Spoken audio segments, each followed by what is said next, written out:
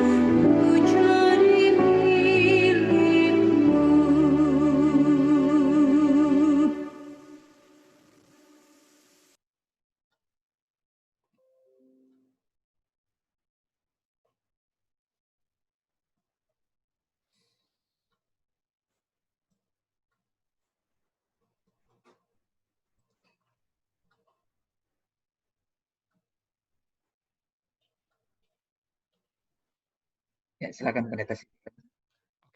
Selamat Sabat, saudara-saudari sekalian dari Jemaat Tumoto Imperium di Jakarta. Satu kehormatan bagi saya pribadi untuk dapat membagikan firman Tuhan. Mungkin lebih tepatnya mungkin nanti adalah pengalaman-pengalaman ataupun kesaksian-kesaksian yang dapat saya bagikan. Dan satu kesukaan bisa bertemu kembali dengan sahabat-sahabat lama. Saya melihat Pendeta Friend seperti tadi adalah seorang sama-sama kami di Universitas Kelabat. Dan juga saya melihat dokter di Jakarta, saya kenal sekali dengan Om Edi, dan mungkin yang lainnya. Saya lihat seperti saudara Michael tadi ya, saudara Michael, puji Tuhan bisa bersama-sama kembali. Dan satu kesempatan yang indah kita dapat berbakti untuk memuji dan memuliakan nama Tuhan di tengah-tengah masalah yang cukup hebat mungkin dapat kita katakan saat ini di dunia pada saat ini. Baik, judul yang saya akan dapat bagikan dengan pertolongan surga saat ini adalah tentang identitas dan tujuan kehidupan kita. Apa tujuan kehidupan kita? Kenapa saya sepertinya berbicara tentang hal yang filosofis? Karena pada saat di tengah-tengah pandemik ini, inilah salah satu pertanyaan yang umat manusia tanyakan. Ya, artinya, apalah arti kehidupan tersebut? Di tempat kami di New Jersey, pada saat puncak-puncak daripada coronavirus ini begitu hebat, setiap hari antara 400, 300, 400, 500 orang mati setiap hari. Setiap harinya kurang lebih 3.000 sampai 4.000 orang yang kena kasus coronavirus. Jadi kematian itu adalah sesuatu yang kami dengar, kami lihat di kiri dan kanan kita, dan secara pribadi saya juga kena Saya juga kena coronavirus. Ya. Ada satu saat di mana saya pikir, wah, saya sudah akan menyerah saja, dan saya pikir, ya kalau saya sudah dengar kiri kanan begini ya udahlah, mungkin saya sudah harus mempersiapkan diri ya untuk dengan kata lain hampir menyerah ya. Tetapi puji Tuhan segala sesuatu dapat dilewati dengan kekuatan yang surga sudah berikan. Baik saya, istri saya, dan anak saya yang pada saat itu pulang dari sekolahnya bersama-sama di rumah, dan Tuhan telah membantu kami semua untuk melewati saat-saat yang sulit. Di jemaat kami ada sekitar 60 orang, ada 60 anggota jemaat, ada beberapa yang juga kena. Tapi puji Tuhan, tidak ada sampai saat ini, tidak ada seorang pun yang harus diizinkan Tuhan untuk beristirahat karena coronavirus. Jadi pada saat saya menghadapi, dengan kata lain, melihat kematian di sekeliling kita, satu hal yang saya pertanyakan dalam diri saya adalah, Tuhan, kira-kira apa itu arti kehidupan tersebut dan apa arti tujuan kehidupan tersebut? Itulah yang akan kita coba untuk diskusi, kita coba bahas pada hari Sabat ini. Pada tahun 1985 ada seorang novelis, Mona Simpson, yang memberikan kesaksian. Ya, dia memberikan kesaksian tentang pergumulan kehidupannya. Dia pergumulan kehidupannya. Kenapa? Karena ayahnya tidak lagi bersama-sama dengan mereka dan ibunya hanya katakan bahwa ayah kamu itu hanya seorang dari Syria. Itu saja. Tidak diketahui apakah ayahnya itu masih hidup atau sudah mati. Tidak diberitahukan kepada Mona Simpson ini. Jadi dari kecil dia sudah membayangkan, oke, kalau ayahnya itu dari Syria, berarti dia orang Timur Tengah. Mungkin mukanya itu bisa jadi seperti Omar Sharif, seorang aktor daripada di Timur Tengah. Atau mungkin dia membayangkan, dia memimpikan bahwa ayahnya itu adalah seorang yang kaya atau mungkin seorang raja dari Timur Tengah yang suatu saat akan datang menjemput mereka, ya, datang untuk menjemput mereka. Tetapi itulah mimpi daripada Mona Simpson, dari seorang anak yang telah kehilangan ayahnya, ya. Dan pada tahun 1985 itu dia berada di New York mencoba untuk menjalani kehidupannya sebagai seorang novelist. Dia mencoba untuk menulis novel dan dia mencoba untuk bekerja sambilan, ya, di satu penerbit majalah yang kecil. Ya, yang mana yang kantornya dia saja katanya itu bagaikan kamar mandi, ya, kamar mandi kecil yang ada di apartemennya yang kecil. Tapi pada suatu hari ada seorang pengacara yang menelpon Mona Simpson itu di tahun 1985 itu, ya. Pengacara tersebut secara mengejutkan menyatakan kepada Mona Simpson bahwa dia memiliki seorang saudara laki-laki. Jadi ayahnya itu juga memiliki anak dari istri yang lain, dan sekarang anak laki-laki dari satu ayah dengan Mona Simpson itu ternyata adalah seorang yang terkenal dan kaya raya. Kaget sekali lah si Mona Simpson ini. Dia dan teman-teman sekerjanya juga mengetahui tentang panggilan telepon karena dia menceritakan kepada teman-teman sekerjanya, dan mereka mencoba untuk memikirkan siapa kira-kira saudara laki-laki daripada Mona Simpson tersebut. Dan hal ini kemudian diceritakan oleh Mona Simpson pada saat saudara laki-lakinya itu dikuburkan. Baru kali pertamalah dia menceritakan tentang siapa saudara laki-lakinya itu. Dan kita mungkin bagi Anda yang sudah pernah mendengarkan kisah ini, saudara laki-lakinya itu tidak lain adalah Steve Jobs, pendiri atau penemu daripada Apple, seorang saudara yang sangat terkenal dan kaya, dan sejak saat itu kehidupan Mona Simpson itu berbeda. Ya, dia tidak lagi menjadi seorang yang pegawai kecilan dengan kata lain, tetapi menjadi seorang saudari dari seorang yang sangat terkenal dan cukup kaya, pendiri daripada Apple.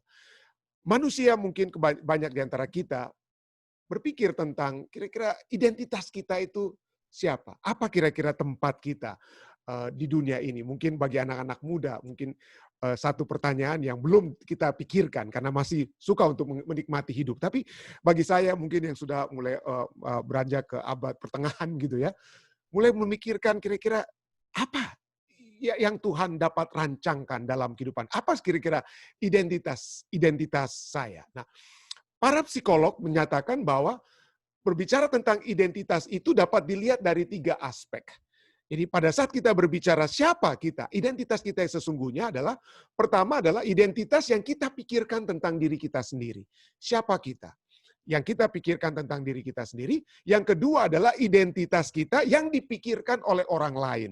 Saudara kita, mungkin keluarga kita, apa yang mereka pikirkan tentang kita. Dan identitas ketiga yang dapat diasosiasikan dengan diri kita adalah apa yang orang katakan kepada kita di belakang kita. Jadi bukan orang yang katakan secara langsung, oh Anda ini begini, tapi ini apa yang mereka katakan tentang kita itu di belakang kita. Nah, pada saat kita melihat 3 konsep identitas ini, pada saat kita memandang diri kita, siapa kita, pandangan kita tentang diri kita itu dapat saja salah. Dapat saja salah. Lalu pada saat kita mencoba untuk melihat siapa diri kita berdasarkan apa yang orang-orang bilang tentang kita, maka itu dapat menjadi satu hal yang sangat melelahkan. Aduh, yang mana yang betul ini? Pandangan mana yang betul? Lalu kalau kita mengetahui apa yang orang katakan tentang kita, bukan di depan kita tapi di belakang kita, maka pandangan mereka tentang identitas kita, siapa kita itu, dapat menyakitkan hati kita. Ya karena mungkin bagi kita mungkin tidak benar, mungkin itu betul, tetapi kita berpikir itu bukanlah satu hal yang hal yang benar. Nah, Allah mengetahui bahwa inilah hal yang perlu untuk dinyatakan kepada umat-umat Tuhan. Kenapa? Karena pada zaman sekarang ini kita memiliki krisis, boleh dikatakan ada krisis identitas. Ya, di Amerika saja, saya cuma bisa contoh-contoh Amerika. Banyak sekali orang-orang yang memiliki krisis identitas. Siapa mereka sesungguhnya? Misalnya, apakah mereka itu seorang laki-laki atau perempuan? Ada yang katakan saya lahir dengan tubuh laki-laki, tetapi jiwa saya, pemahaman saya tentang diri saya itu adalah pemahaman seorang perempuan. Ada krisis identitas hubungan dengan gender mereka. Ya, hubungan dengan siapa mereka. Jadi, ada begitu banyak hal yang dipertanyakan oleh umat manusia tentang siapa mereka. Dan Tuhan tahu. Dan Tuhan ingin memberikan satu jaminan kepada umat-umatnya siapa mereka. Dan jaminan yang Tuhan berikan di dalam firman Tuhan itu cukup jelas dan sangat memberikan satu pengharapan, satu kabar yang begitu baik. Nah, pada saat kita berbicara tentang kabar baik, bagi orang-orang Kristen, ayat hafalan kita itu adalah Yohanes 3 ayat 16. Karena begitu besar kasih Allah pada kita, sehingga dia mengaruniakan anak yang tunggal supaya barang siapa yang percaya tidak akan binasa, melainkan memperoleh hidup yang kekal. Itu bagi kita orang-orang Kristen. Tapi tahukah Anda, bagi orang-orang Yahudi, apa ayat emas mereka? Apa ayat emas orang-orang Yahudi? Orang Kristen, Yohanes 3 ayat 16 mungkin salah satu. Tapi bagi orang-orang Yahudi, ayat emas mereka itu bukan ayat, tapi fatsal-fatsal emas. Di mana orang Yahudi tidak percaya perjanjian baru. Mereka hanya pegang perjanjian lama. Di mana perjanjian lama yang merupakan ayat emas orang-orang Yahudi, yang tidak percaya Yesus Kristus tentunya, tapi percaya kepada Allah ya. Ayat emas mereka itu adalah dalam satu Tawarik 1 sampai dengan fatsalnya yang ke-9. Kenapa? Kalau Anda membaca 1 Tawarik 1, Adam, Set, Enos, Anda melihat itu adalah silsilah demi silsilah demi silsilah. 1 Tawarik 1 sampai dengan fatsalnya 9 berisi tentang silsilah, tentang keturunan-keturunan daripada orang-orang yang Allah sudah khususkan sebagai umat-umatnya. Kenapa? Karena pada saat orang Yahudi melihat silsilah-silsilah ini, semua silsilah itu mereka dapat lihat merujuk atau menunjuk kepada mereka. Jadi orang Yahudi sampai saat ini memiliki keyakinan yang kuat bahwa merekalah umat Tuhan, umat yang telah dipilih oleh Tuhan, umat yang istimewa, dan sudah terbukti dalam firman Tuhan, kasih Allah itu telah ditunjukkan kepada kepada Adam, kepada Abraham, kepada Yakub, nenek moyang Abraham, nenek moyang Yakub. Jadi bagi mereka itulah jaminan tentang keberadaan mereka. Apapun dunia katakan tentang mereka, tetapi mereka merasa bahwa mereka adalah anak-anak Allah, keturunan daripada Abraham. Itulah sebabnya mereka memiliki pada saat mereka mengetahui identitas mereka, pada saat kita, misalnya, kalau kita bisa mengetahui siapa kita, identitas kita, maka identitas itu akan menjadi satu penuntun di dalam kehidupan kita. Kita tidak akan bingung. Orang-orang Yahudi tidak bingung dalam kehidupan mereka. Mereka seakan-akan tahu apa yang mereka harus buat. Makanya mereka dapat dikatakan sebagai satu kelompok umat manusia yang boleh dikatakan kelompok unggulan. Apa saja yang seakan-akan mereka lakukan itu apa ya? Berhasil. Karena mereka tahu siapa mereka, dari mana mereka berasal. Ya. Kenapa mereka ada di dunia saat ini. Dan kemana mereka akan pergi. Mereka mengetahui, dapat menjawab pertanyaan-pertanyaan tentang hubungan dengan identitas tersebut.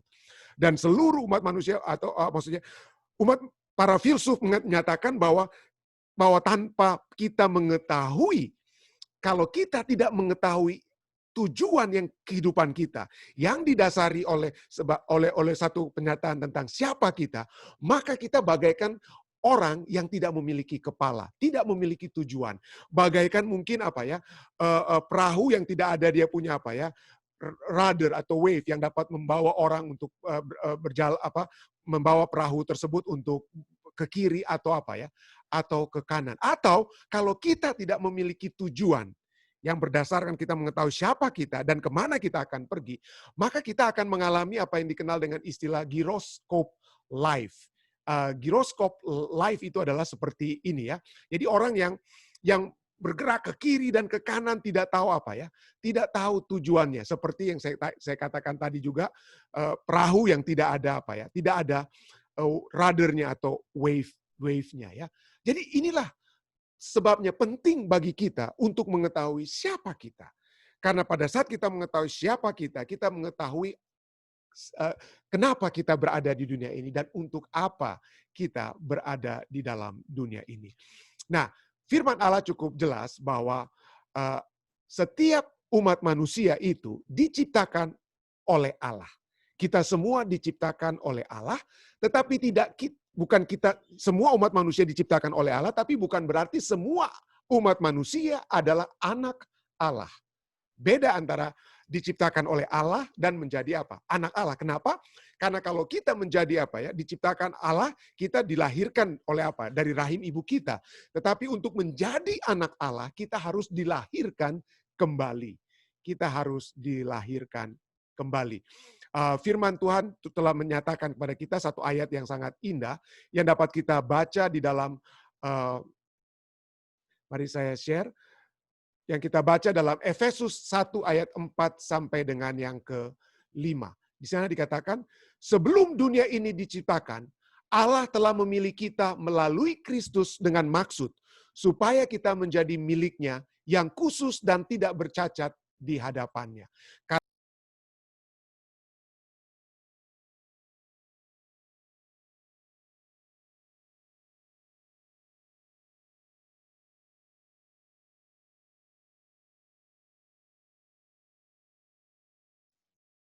Pendeta, ada tak mute? Suaranya mute. Oke. Bisa di-unmute dulu. Oke, sorry. Oke. Oke, jadi kita bisa lihat bahwa sebelum dunia diciptakan dikatakan Allah telah memilih kita melalui Kristus dengan maksud supaya kita menjadi miliknya yang khusus dan tidak bercacat di hadapannya. Itu rencana Allah bagi kita. Karena kasih Allah, maka Ia sudah menentukan terlebih dahulu bahwa melalui Yesus Kristus Ia akan mengangkat kita menjadi anak-anaknya. Nah, satu hal yang saya ingin kita mungkin dapat pelajari di sini, ya. Satu kata yang cukup menarik dapat kita lihat di sini ya, yaitu kata apa? Kata mengangkat kita. Dikatakan ya, satu kata yang cukup menarik, kata mengangkat kita. Kalau kita pikir kalau di Indonesia ya, kalau kita dikatakan anak angkat. Kalau kita dikatakan sebagai anak angkat, sepertinya itu adalah seperti second class citizen. Ya. Sepertinya kita tidak kita tidak memiliki banyak hak, tidak mendapatkan kasih sayang. Seperti kalau misalnya orang tua kita itu memiliki anak yang anak yang betul-betul dilahirkan, anak asli dari keluarga tersebut. Kalau misalnya ada keluarga tersebut memiliki anak lainnya, ya. Jadi anak angkat itu seakan-akan ada seperti second class citizen. Tetapi kalau pada saat Rasul Paulus menulis Efesus ini ya, anak angkat di zaman itu adalah memiliki hak yang lebih daripada anak sungguh. Kenapa? Karena kalau anak sungguh, Anda dapat menghilangkan anak tersebut dari menerima warisan keluarga. Anda dapat apa? Katakan bahwa saya menolak dia sebagai anak saya. Anda dapat kucilkan anak sungguh Anda. Tetapi untuk anak angkat, hukum Romawi katakan Anda tidak boleh disown. Anda tidak boleh mengucilkan anak tersebut. Anak tersebut tidak boleh dipisahkan dari warisan yang dapat Anda bagikan kepada mereka. Kenapa? Karena untuk anak sungguh misalnya, ya kita mungkin ada katakan lahir karena tidak direncanakan. Tetapi untuk mengangkat anak, Anda harus pikir masak-masak, Anda harus memiliki pilihan-pilihan yang sudah dibuat sematang-matang mungkin untuk mendapatkan anak tersebut. Itulah sebabnya katakan Yesus mengangkat kita menjadi anak-anaknya itu memiliki satu pemahaman yang sangat dalam, lebih dalam daripada anak sungguh. Jadi kita telah diangkat untuk menjadi anak-anak Allah. Itulah identitas kita. Itulah identitas kita ya. 1 Yohanes 3 ayat 1 katakan, 1 Yohanes 3 ayat 1 katakan, lihatlah betapa besarnya kasih yang dikaruniakan Bapa kepada kita, sehingga kita disebut anak-anak Allah, dan memang kita adalah anak-anak Allah. Ya, anak-anak Allah. Kenapa harus diangkat? Karena pada saat setan telah menyebabkan Adam dan Hawa jatuh di dalam dosa, maka sebelum kedatangan Yesus, kita adalah anak-anak daripada kegelapan. Setan adalah prince ataupun pangeran daripada dunia ini. Tetapi oleh sebab kematian Yesus di kayu salib, kita ditebus pada saat itu. Dan kita dapat disebut sebagai anak-anak yang telah diangkat oleh Allah. Nah, pada saat kita memiliki satu pemahaman, untuk apa Allah mengangkat kita? Apa tujuannya? Ya. Apa tujuan Allah mengangkat kita? Kolose 1 ayat 16 katakan, segala sesuatu diciptakan oleh Dia dan untuk Dia. Jadi kalau Allah mengangkat kita menjadi anak-anaknya, dikatakan kita diciptakan untuk Allah. Apakah dulu di zaman saya waktu masih kecil ya, ada orang-orang di Indonesia sering katakan, wah enaknya kalau punya banyak anak supaya mungkin saat itu ya bisa kerja di kebun atau dipekerjakan di sini dan jadi kita dapat membantu orang tua. Semakin banyak anak semakin banyak berkat. Itu di Indonesia dulu ya. Karena seakan-akan anak-anak itu adalah pekerja-pekerja gratis bagi keluarga-keluarga saat itu. Jadi apakah ini maksudnya? Allah menciptakan kita dan kita diciptakan apa? Untuk Dia. Untuk apa? Seakan-akan ini yang dikatakan ya, Yesaya 43:7 katakan diciptakan untuk kemuliaanku. Wah, apakah Allah selfish? Apakah Allah ingin gila hormat dengan maaf, tapi ada yang katakan apakah kita memang untuk hanya memuliakan Allah? Tapi memang itulah yang Alkitab katakan. Kenapa? Kalau kita tidak memuliakan Allah dan memuliakan hal-hal yang di luar daripada Allah, maka yang kita muliakan itu tidak ada artinya. Dan pada saat kita memuliakan hal-hal di luar Allah, maka kemuliaan Allah juga itu akan apa? Akan hilang. Tetapi pada saat kita memuliakan Allah, maka hal-hal yang lain seperti itu akan dapat apa? Dapat terjadi kepada kita. Ya, terjadi kepada kita. Nah, mari kita lihat beberapa ayat Alkitab yang berfokus kepada memuliakan Allah. Apa yang dapat kita lakukan untuk memuliakan Allah? 1 Tawarik 16 ayat 28 sampai 29 katakan, 1 Tawarik 16 ayat 28 sampai 29, kepada Tuhan hai suku-suku bangsa, kepada Tuhan sajalah kemuliaan dan kekuatan. Berilah kepada Tuhan kemuliaan namanya. Bawalah persembahan dan masuklah menghadap Dia, sujudlah menyembah kepada Tuhan dan berhiaskan kekudusan. Jadi ini dalam konteks apa ya? Worship. Dalam konteks seperti apa yang saudara-saudari sekalian di Jemaat Tumoto Imperium kita sedang lakukan saat ini. Kita datang kepada Tuhan ya, memuliakan Tuhan dengan berbakti. Di sini ya, sepertinya seakan-akan juga berbicara tentang memasuk membawa persembahan ya, membawa persembahan. Tapi di sini dikatakan ya, ascribe to the Lord the glory to His name. Jadi Kepada Tuhan sajalah kemuliaan dan kekuatan, berilah kepada Tuhan kemuliaan namanya. Pada saat kita berbakti, kita sedang memuliakan apa ya? Nama Tuhan. Dan Yesaya juga mengatakan demikian ya. Aku ini Tuhan, itulah namaku. Yesaya 42 ayat 8. Aku ini Tuhan, itulah namaku. Aku tidak akan memberikan kemuliaanku kepada yang lain. Tuhan ingin agar hanya Dia yang dimuliakan. Dan kita mulaikan itu dengan apa ya? Berbakti kepada Tuhan. Berbakti kepada Tuhan. Kenapa? Karena pada saat kita berbakti kepada Tuhan, entah hari Sabat, di jemaat kami di Fisdak, setiap malam kita akan ada ibadah selama pandemik. Selama sejak dimulaikan pandemik ini, di jemaat kami di Fisdak, setiap malam kita bertemu melalui Zoom untuk ibadah malam, pelajaran sekolah Sabat. Dan kekuatan kerohanian menjadi bagian kami semua. Di tengah-tengah pandemik, yang begitu hebat. New Jersey itu adalah pusat pandemik di Amerika tadinya, New Jersey, New York. Tetapi kekuatan kami dapat peroleh. Kenapa? Kami datang berbakti. Gantinya kami berfokus pada penyakit saya, apa yang sedang saya derita. Kami berfokus untuk memuliakan Tuhan. Tuhan, kami ingin memuliakan Engkau, kami ingin berbakti apapun yang terjadi. Biarlah kehidupan sekalipun itu adalah untuk kemuliaan nama Tuhan. Dan kekuatan dapat menjadi bagian kami. Firman Tuhan katakan, iman tumbuh melalui apa ya? Pendengaran akan firman Tuhan. Jadi kita muliakan Tuhan. Gantinya kita fokus pada pandemik apa-apa yang sedang terjadi bahkan dalam diri kita. Muliakan Tuhan. Puji Tuhan atas apa? Atas coronavirus yang saya kena sekalipun. Kita tetap dapat muliakan Tuhan ya.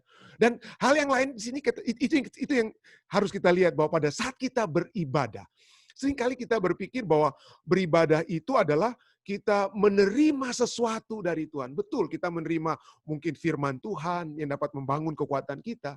Tetapi konsep yang pertama yang kita lihat, konsep pertama dari beribadah kepada Tuhan, seperti yang ayat ini katakan adalah apa ya?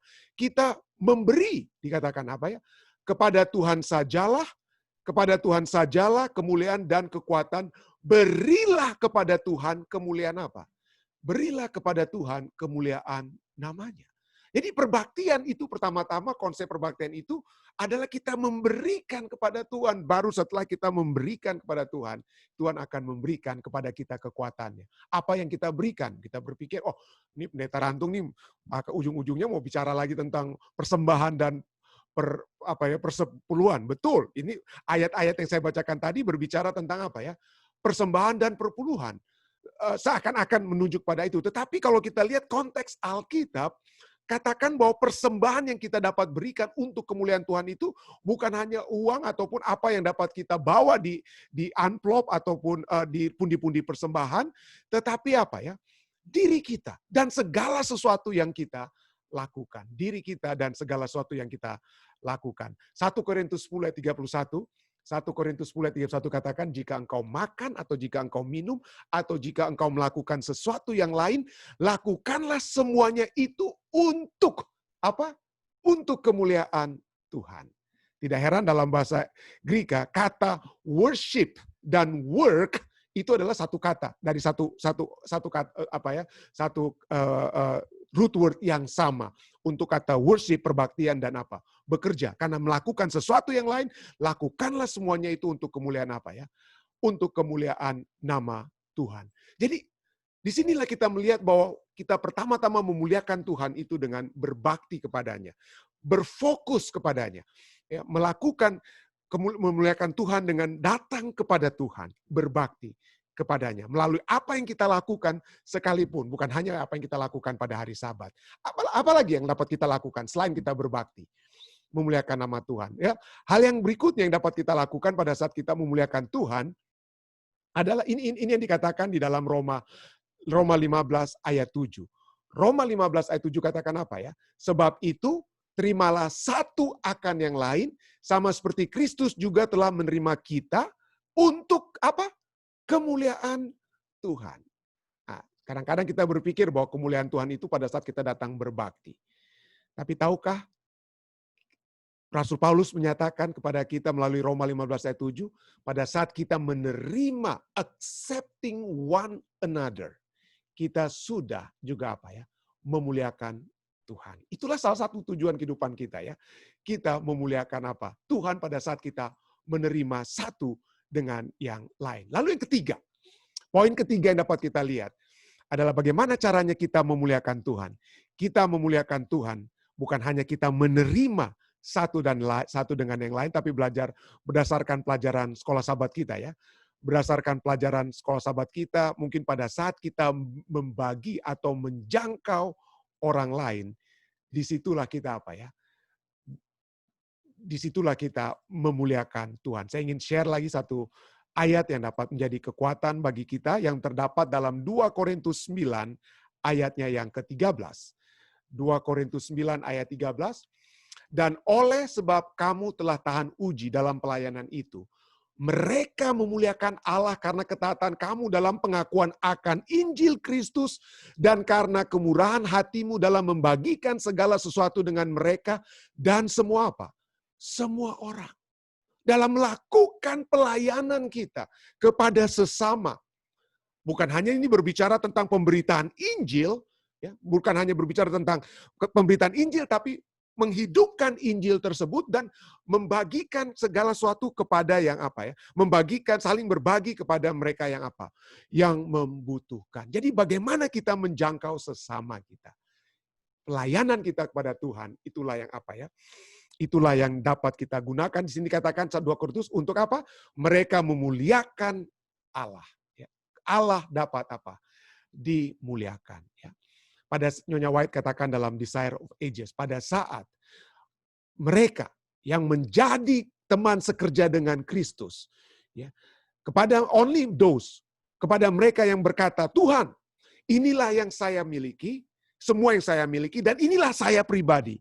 Itu hanya merekalah yang akan dianggap atau diakui sebagai putra dan putri apa? Putra dan putri Allah. Ada satu kutipan yang katakan bahwa only one life will soon be past. Only what's done for Christ will last. Satu puisi katakan. Hanya ada satu kehidupan. Hanya satu kehidupan. Anak muda saat ini memiliki apa ya, moto YOLO, you only live once. Betul ya? Only one life. But kehidupan yang satu itu akan apa? Berlalu. But only what is done for Christ will last. Tetapi apa yang kita lakukan untuk Kristus, itulah yang akan apa ya? Itulah yang akan bertahan. Desire of Ages katakan apa ya? Tuhan telah memberikan kepada kita berbagai apa? Means, berbagai sarana, talenta-talenta kita, kesempatan-kesempatan di mana kita dapat menjadi agen-agen Tuhan untuk menolong orang-orang yang miskin dan yang menderita. Banyak orang kaya di zaman pandemik sekalipun saat ini menderita karena mereka melihat bahwa uang mereka itu tidak ada gunanya menghadapi virus-virus yang begitu hebat di dunia ini. Ya, ada begitu banyak princess ya, pangeran di Eropa yang saat ini juga sudah ada yang sudah terkapar mati, dengan kata lain. Mereka juga apa ya? Membutuhkan satu kekuatan yang kita miliki untuk membagikan tentang Yesus kepada mereka. Setiap umat manusia yang menggunakan karunia-karunia yang Allah berikan, ya Allah berikan, itu akan menjadi sahabat atau teman sekerja daripada juru selamat kita. Menjadi teman juru selamat kita. Pablo Picasso katakan apa ya? Bahwa arti kehidupan itu adalah untuk menemukan hadiah Anda atau menemukan kemampuan, karunia Anda. The meaning of life is to find your gift, but the purpose of life is to give it away. Ya. Itulah kehidupan Yesus ya. Kehidupan Yesus itu bukanlah sesuatu kehidupan yang apa ya? Yang untuk menerima, tetapi untuk apa ya? Untuk memberikan. Untuk memberikan.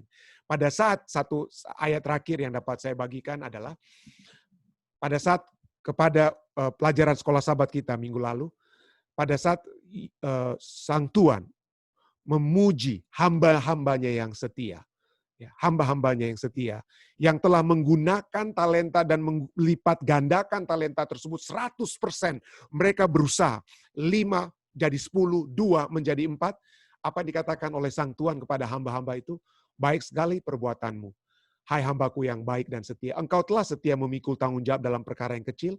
Aku akan memberikan kepadamu tanggung jawab dalam perkara yang besar. Masuklah dan turutlah dalam kebahagiaan Tuhanmu. Kebahagiaan Tuhanmu. Selama beberapa sahabat ini saya membawa pelajaran dari kitab Filipi. Ya, dari jemaat kami, ya kami siarkan live stream. Dan kita membahas bahwa salah satu kebahagiaan terbesar yang Rasul Paulus katakan, selalu dia katakan, bersukacitalah senantiasa, aku katakan selalu bersukacita. Bersukacita dalam saat apa? Pada saat kita melayani Tuhan.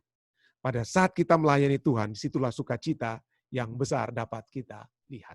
Saya bersyukur bahwa saya di Jemaat Fisdak memiliki kekuatan yang Tuhan sudah berikan melalui anggota-anggota jemaat yang saling mengasihi. Saling memperhatikan satu dengan yang lain. Saya memuji Tuhan, satu kegembiraan yang besar dapat melayani bersama-sama dengan umat-umat Tuhan di First Indonesian Seventh-day Adventist Church di New Jersey. Tapi sebelum saya menjadi pendeta di New Jersey, kami selama 10 tahun berada di Afrika, di Ethiopia, ya. Di Ethiopia, di Horn of Africa, ya, dekat dengan Timur Tengah, ya, makanya banyak orang Ethiopia itu mirip-mirip Timur Tengah sedikit, ya. Tapi kalau kita mendengar tentang Ethiopia, yang kita dengar adalah tentang apa, ya? Kemiskinan, kelaparan, wow, begitu hebat berita-berita tentang Ethiopia. Jadi tahun 2003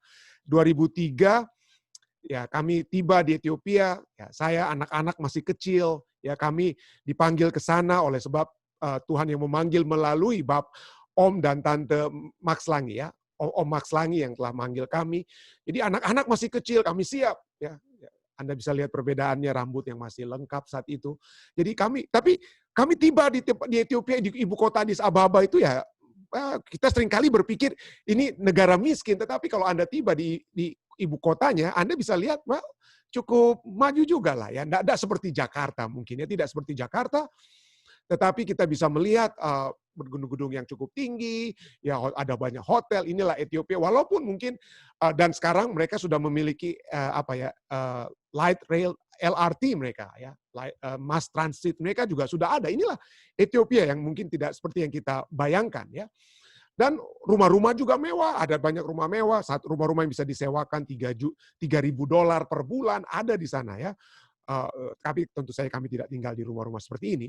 Tetapi walaupun di tengah kota kita masih melihat bagaimana tradisi-tradisi itu bergabung, ya, antara modernitas di kota dan juga keadaan-keadaan yang cukup lucu yang ada di Ethiopia, ya.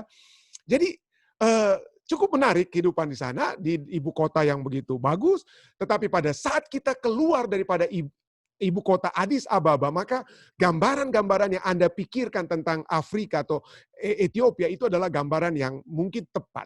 Kenapa? Karena tanah yang tandus, kecuali kalau lagi hujan, ya, musim kering. Dan ini adalah mayoritas di luar ibu kota Addis Ababa, inilah rumah-rumah yang ada di kampung-kampung di luar kota-kota mereka. Ada beberapa kota besar, tapi pada umumnya 80% orang-orang Ethiopia tinggal di rumah-rumah seperti ini. Dan ini adalah rumah orang kaya di kampung. Jadi kalau orang kaya di kampung, dia atapnya sudah bukan lagi seperti atap dari jerami, tapi atap seng. Jadi kalau orang kaya, inilah atap rumah mereka di Ethiopia. Dan inilah kurang lebih keadaan, ya, dengan pada umumnya seperti saya katakan 80% penduduk Ethiopia yang hampir 90 juta orang, 80% hidup kurang daripada Rp10.000 per hari. Ya, per hari kurang. Jadi itu standar kemiskinan di sana, ya. Jadi kalau Anda masuk rumah-rumah mereka, inilah seperti ini rumah mereka di kampung-kampung, dan inilah isi rumah mereka. Ya. Isi rumah mereka, ini tempat tidur mereka yang Anda bisa lihat. Jadi suatu keluarga bisa tidur seperti itu, ya. Dan mereka ya ada tempat-tempat yang mereka yang menjadi sumber Sungai Nil, ya. Menjadi sumber Sungai Nil itu sesungguhnya datang dari Ethiopia, tetapi mereka tidak boleh korek air yang ada dari danau-danau atau sungai-sungai di Ethiopia, karena itu air inilah yang akan mengalir ke Mesir.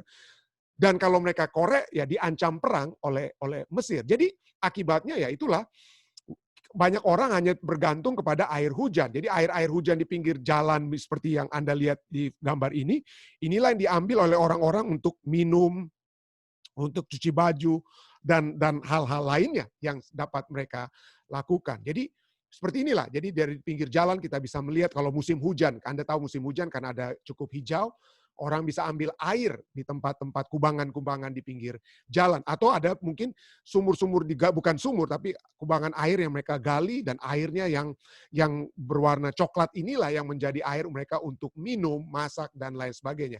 Jangan pikir untuk mandi ya. Kalau bisa mandi sekali seminggu, ya puji Tuhan ya.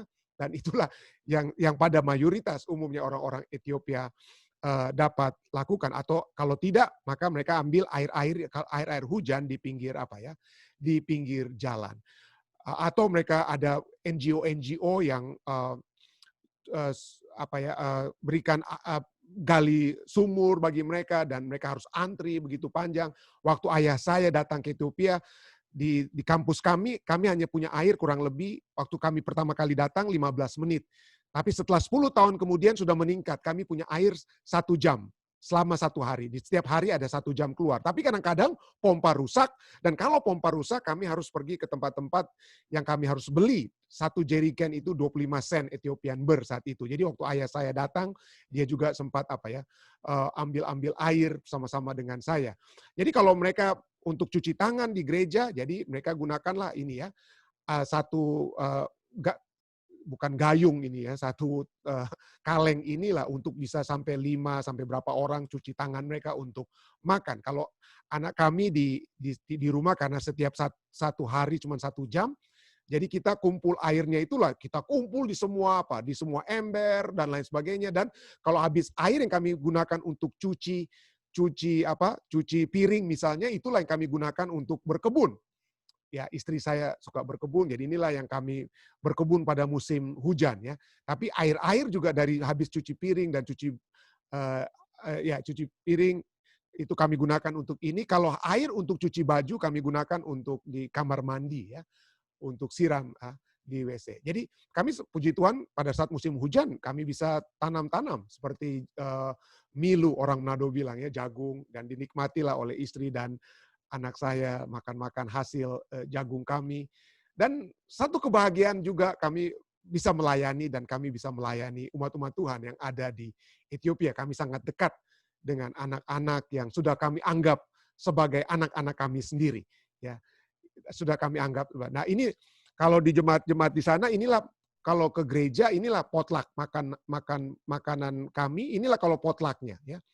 Jadi satu makanan, hanya 1 jenis makanan pada umumnya, dan ini kita bagi-bagi dengan kalau mereka saling suap menyuap, tapi kalau kami, mereka tahu misionari enggak biasa mungkin suap menyuap, tapi jadi dikasihlah piring kami sendiri-sendiri. Tapi ya makanannya ya mungkin ada yang sudah cocok bagi kami, tapi kalau ada makanan-makanan yang kurang cocok, ya cuman bisa orang Jakarta bilang dicecokin atau dimasukkan dengan soft drinks yang juga mereka dapat bagikan ya. Dan inilah yang jadi mereka selalu berbagi. Ya, kalau ada pesta-pesta, mungkin saat itulah mereka bisa makan daging, dan kalau mereka makan dagingnya itu umumnya daging mentah ya, untuk inilah makanan mereka ya, makanan Ethiopia, injera, dan mereka umumnya 1 piring dan berbagi. Jadi satu hal yang saya puji Tuhan saya dapat pelajari daripada Ethiopia adalah kebersamaan, saling suap menyuap. Jadi kalau ada pesta kawin, kami akan selalu 1 piring dan suap menyuap seperti bersaudara betul. Kami sangat ya. Persaudaraan itu begitu hebat ya, begitu kuat. Dan pada saat puji Tuhan kami memiliki pohon jambu, dan pada saat mahasiswa teologi kami bagikan jambu, mereka akan hitung jambu itu dibagi seadil-adil mungkin, dihitung 1 demi 1, dibagi kepada semua yang menjadi mahasiswa teologi. Jadi banyak hal yang kami pelajari. Seringkali kita berpikir bahwa saya sebagai misionari, kami datang untuk mengajar mereka, mengajar mereka, tetapi sesungguhnya yang terjadi adalah kami banyak belajar dari orang-orang Ethiopia. Ini adalah advokat kami yang ada di rumah kami, sama besarnya dengan kepala seorang anak kecil ya, cukup besar sekali ya. Ibu saya ini yang biasa, yang di sebelah kiri dari gambar Anda itu advokat biasa yang mungkin ada di Indonesia, tapi saya tidak tahu yang di sebelah kanan Anda itu kalau ada di Indonesia. Kami dapat memperoleh berkat surga melalui makanan. Tetapi hal lainnya yang dapat kami, kesukaan yang terbesar adalah membagikan firman Tuhan.